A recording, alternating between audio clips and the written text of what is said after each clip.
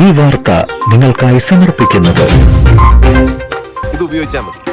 ഹരിതാറ്റോ ദഹനത്തിനും ആരോഗ്യത്തിനും ബെസ്റ്റാ. മൂന്നുമുറിയിൽ പോലീസുകാരനെ ആക്രമിച്ച കേസിൽ 2 പേരെ വെള്ളിക്കുളങ്ങര പോലീസ് അറസ്റ്റ് ചെയ്തു. മറ്റത്തൂർ നൂലുവള്ളി സ്വദേശി പുളിയത്തുപറമ്പിൽ വീട്ടിൽ വിഷ്ണു, മറ്റത്തൂർ നാടിപ്പാറ സ്വദേശി തൊഴുത്തുപറമ്പിൽ വീട്ടിൽ നവിൻ എന്നിവരെയാണ് അറസ്റ്റിലായത്. വെള്ളിയാഴ്ച രാവിലെ 11:30യോടെയായിരുന്നു സംഭവം.